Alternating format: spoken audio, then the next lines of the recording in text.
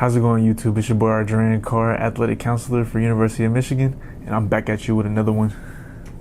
Before this video starts, be sure to like and subscribe and turn on my post notifications in order to stay up to date with my latest content. First things first, happy Black History Month. So you know me, I'm on the sidelines. I'm kind of like we don't really need a Black History Month. It's Black History every day around here, baby.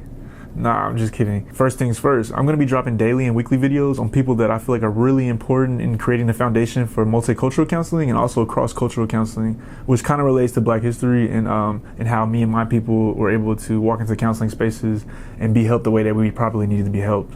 Some of the names that I mentioned in dropping these videos, you probably never heard of these people before because for some reason their names are not mentioned in the curriculum when trying to obtain a degree or a licensure degree in the mental health field. It's kind of weird. I'm not really sure why.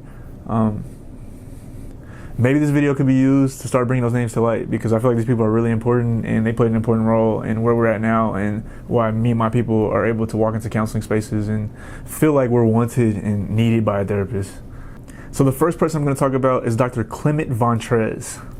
Dr. Vontress is known as the father of cross-cultural counseling, which is kind of like multicultural counseling with a mix of diversity and, you know, DEI stuff, diversity, equity, inclusion type of stuff. Just imagine putting that into the counseling room. He was one of the front runners and also the father to really lay down that groundwork and to really bring to light the transparency of what my people need and our people need in those communities.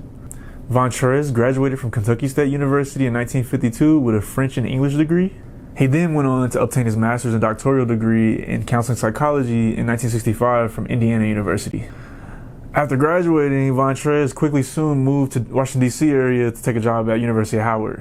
In 1969, he became a counseling professor at George Washington University. So a little bit of background for me, the way I know about Clemmont Vontress is through mentorship. So I had a mentor back in Fort Worth, Texas.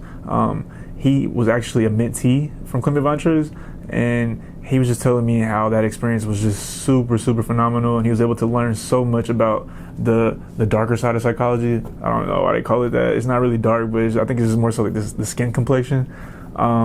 But they were able to learn like a different type of like modalities and different type of approaches for my people, and also just multicultural populations in general. So I thought that was a cool experience to really meet somebody one-on-one that actually got to study under Vontress and see how his work was done. And yeah. So I actually have an artifact from Vontress. This book took forever to find. Like I think it was on like one library that had it left, and it was somewhere in California. And the pages are falling apart. So this is definitely like one of those rare type of books. He wrote the book called Counseling Negroes. I don't know if you can see that. Maybe it'll just, yeah. And the book is followed and read like a novel. It's only like 100 pages long.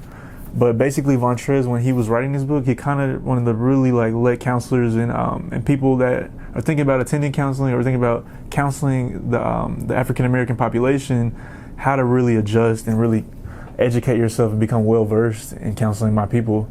So Vontress really goes through like a lot of different chapters on how to counsel like the Negro, like college student, how to counsel like the Negro, like child, and like he goes back to the family systems dynamics. He goes deeper and talks about how sometimes in like the Black household, like fathers are missing, and he even talks about how like the government can like infiltrate our houses and like split the family apart. He talks about how the mother is the caring one, and he even uses like ebonics in the chapters to talk about like how to adjust and knowing what certain words mean.